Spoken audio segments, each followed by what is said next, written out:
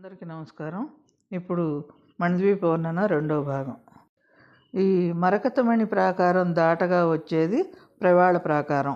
ప్రవాళ ప్రాకారం అంటే పగడ ప్రాకారం అన్నమాట.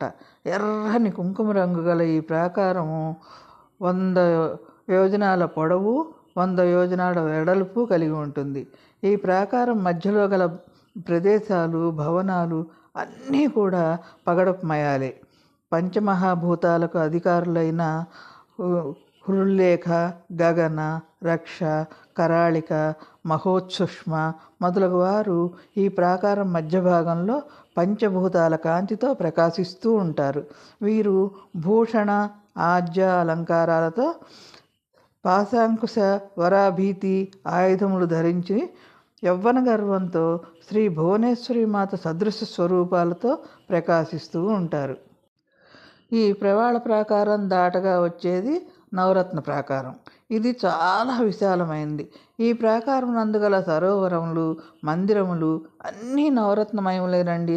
ఈ ప్రాకారం మధ్య భాగంలో ఆమ్నాయ దేవతలు ఉంటారు. ఈ దేవతల భవనాలు అసంఖ్యాకం. శ్రీదేవి యొక్క అవతారమూర్తులు, మహావిద్యలు, కోట్ల కొలది మహామంత్రాలు, ఆ మంత్రాల యొక్క అధిష్టాన దేవతలు, దేవి యొక్క భూషణ వాహనాదులు అనేక సూర్యప్రభలతో ఇక్కడ ఉంటాయన్నమాట. అమ్మయ్య, ఇప్పుడు వచ్చామండి చింతామణి ద్వీపానికి. అదేనండి శ్రీ లలితా పరమేశ్వరి కొలువై ఉన్న మణిద్వీపానికి. ఇన్ని ప్రాకారాలు దాటితే కానీ ఇక్కడికి చేరుకోలేం. చూశారు కదా.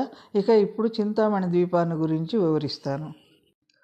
ఈ చింతామణి ద్వీపం యొక్క పొడవు 1000 యోజనాలు, వెడల్పు కూడా 1000 యోజనాలు. ఆ మణిమందిరం అద్భుతమైనదండి. ఆ మణిద్వీపం అంటే ఆ గృహం లలితా పరమేశ్వరి గృహం అన్నమాట.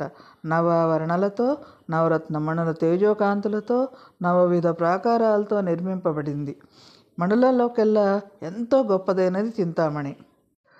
ఈ చింతామణి ఎవరి వద్ద ఉన్నా కూడా వారికి మానసిక, శారీరక, ఆర్థిక, ఆధ్యాత్మిక చింతలు, దుఃఖాలు ఉండవండి. అచ్చటి మందిర భవన స్తంభాదులు సూర్యకాంత, చంద్రకాంత మణులతో విద్యుత్లతల వలె మెరిసిపోయే మహిమాన్విత రత్నాలతో నిర్మింపబడి ఉంటాయి. ఆ మందిరం మధ్య భాగంలో ఆదిపరాశక్తి నివాస గృహం. ఆ ఆదిపరాశక్తి నివాస గృహం 1000 స్తంభాలతో తేజరిల్లుతూ ఉంటుంది.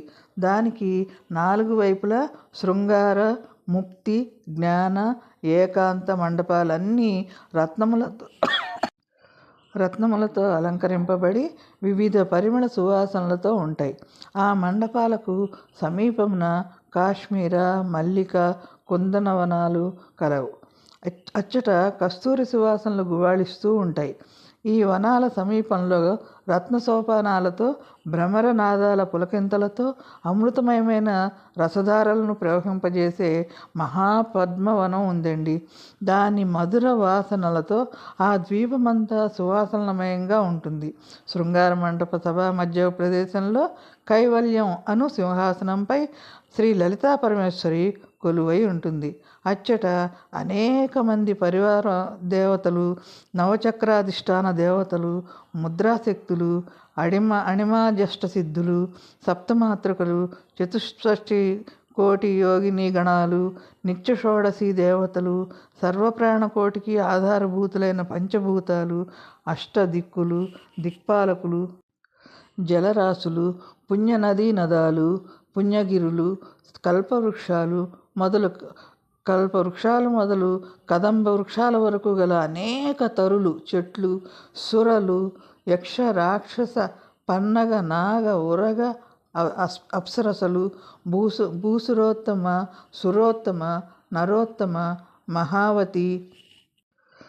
మహాపతివ్రతాది గణములు, దేవముని గణములు, పితృదేవతా గణములు మొదలగు చరాచర బ్రహ్మాండం అంతా వారి పుణ్య విశేషముల వలన ఆ దేవిని పరివేష్టించి ఆయా ఆవరణలో నిలబడి కొలుస్తూ ఉంటారండి.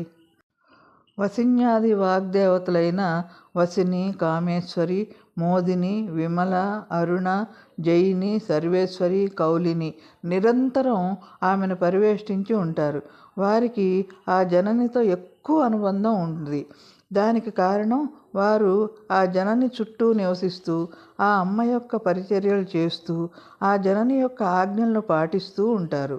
అక్షరవాక్కు నాదరూప శక్తులు వీరంతా ఆ భువన జనని ముక్తి మండపంలో ఉండి ముక్తిని, జ్ఞాన మండపంలో ఉండి జ్ఞానాన్ని భక్తులకి అనుగ్రహిస్తూ ఉంటారు.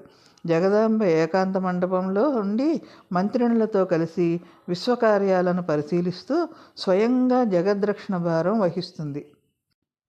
ఈ చింతామణి గృహంలోని మధ్య భాగంలో 10 సోపానాలతో శక్త్యాత్మకమైన పర్యంకం ఒకటి ఉంటుంది. పర్యంకం అంటే ఒక మంచం లాంటిదనమాట. ఆ మండపానికి బ్రహ్మ, విష్ణువు, రుద్రుడు, ఈశ్వరుడు కోళ్లుగా అమరి ఉంటారండి. ఫలక స్థానంలో సదాశివుడు తేజరిల్లుతూ ఉంటాడు. ఆ పర్యంకం మీద మహాదేవుడు భాసిల్లుతుంటాడు. తన క్రీడా విలాసాల కోసం ఆ జగజ్జనని 2గా విభజింపబడి మహాదేవుని వామభాగంలో తేజరిల్లుతూ ఉంటుంది. అంటే అర్ధనారీశ్వర తత్వంతో ఉంటుందన్నమాట.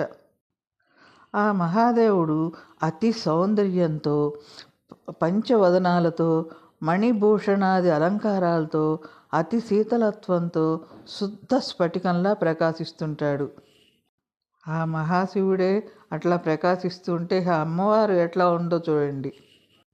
ఆ మహాదేవుని అర్ధాంగి అయిన ఆ జగజ్జనని నవరత్న ఖచితమగు మొలనూలుతో, వైఢూర్య ఖచితమగు స్వర్ణకేయూరాలతో, మణిమయ కర్ణాభరణాలతో, సువర్ణ కమలంలా మందస్మిత వదనారవిందయ్యై, ముద్దు మోముతో, అర్ధచంద్రుని పోలు పాలభాగంతో, దొండపండు వంటి పెదవులతో, దానిమ్మ గింజ వంటి తెల్లని పలువరుసలతో, వజ్రాల ముంగురులతో, భ్రమరాలని పోలే వినీల కేశపాశంతో, కస్తూరి కుంకుమలతో, రత్నమణి మకుటంతో, కర్పూర గంధాదులతో నిండిన వక్షస్థలంతో, సుందరమగు కంఠంతో, వజ్ర వైడూర్యాలు పొదిగిన అంగుళీయకాలతో, రవిక మీద రళసీమలోను అతి కాంతివంతమైన రత్నాభరణాలతో, పద్మదళాల వంటి సుందర నేత్రాలతో, విద్యుత్కాంతులీను శరీరాంగాలతో, కరుణాకటాక్ష వీక్షణాలతో, పాశాంకుశ వరాభయ హస్తాలతో,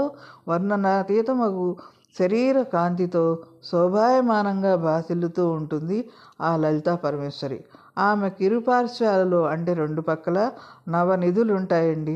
ఆ నిధుల నుండి సప్తధాతుమయ స్రవంతులు బయలువెడలి అమృత సాగరంలో లీనమైపోతూ ఉంటాయి. సదాశివుడే సర్వేశ్వరుడు అనుకుంటే ఆ సర్వేశ్వరత్వానికి అతని వామభాగంలో భాసిల్లుతున్న ఆ జగజ్జననియే కారకురాలండి. ఈ గృహానికి ఉత్తర భాగంలో ఉన్న కోట ద్విగుణీకృతంగా ఉంటుంది. చింతామణి గృహం ప్రళయవేళలో సంకుచితమవుతూ మరలా వర్ధిల్లుతూ ఉంటుంది. ఆ లలితా పరమేశ్వరి చరణ సేవా నిరతులైన ఎందరో దేవ దానవ మానవులందరూ అక్కడే ఉంటారు. దధి, ఘృత, క్షీర, మధుకుల్మలు, జంబు, ద్రాక్ష, ఆమ్ర, ఇక్షురసాలు ప్రవహిస్తున్న నదులు ఎన్నో అక్కడ ఉన్నాయండి. కల్పవృక్షాదులకు అసలు కొదవే ఉండదు. అచ్చటి వారంతా ఆ నదుల్లోని రసాలను పానం చేసి జరామరణ రోగాదులు లేకుండా యుక్త వయసులో ఉంటారు. అక్కడ ఉండే వారిలో కొంతమంది సారూప్య, సాలోక్య, సాయుధ్యాలు పొంది ఆ జగన్మాతను ఆరాధిస్తూ ఉంటారు. ఆ జగన్మాతను సప్తకోటి మహామంత్రాలు, మహావిద్యలు రూపుదాల్చి స్తోత్రం చేస్తుంటాయి. ఆ పరదేవతను స్తుతించి ధన్యులొగటమే మన కర్తవ్యం. మరి ఆ పరదేవతను స్తుతించుకుందామా? జై జగన్మాత, జై జై జగన్మాత. ఫలశ్రుతి అండి. ఈ చింతామణి ద్వీపమును గురించి చదివిన వారికి, విన్నవారికి పాపాలు నశిస్తాయి. ప్రతిరోజు శ్రద్ధతోనూ, భక్తితోనూ, విశ్వాసంతోనూ పఠిస్తే సిరి సంపదలు కలుగుతాయి. నూతన గృహప్రవేశ సమయములందు పారాయణ చేస్తే భూత, ప్రేత, దుష్ట గ్రహాలన్నీ పారిపోతాయి. విజయం తథ్యం. ఈ చింతామణి ద్వీప వర్ణన అవసాన సమయంలో మనస్సులో మెదిలితే ఆ జగన్మాత కరుణ లభిస్తుంది. మనం కైవల్యాన్ని పొందుతాం. జై జగన్మాత, జై జై జగన్మాత. అందరికీ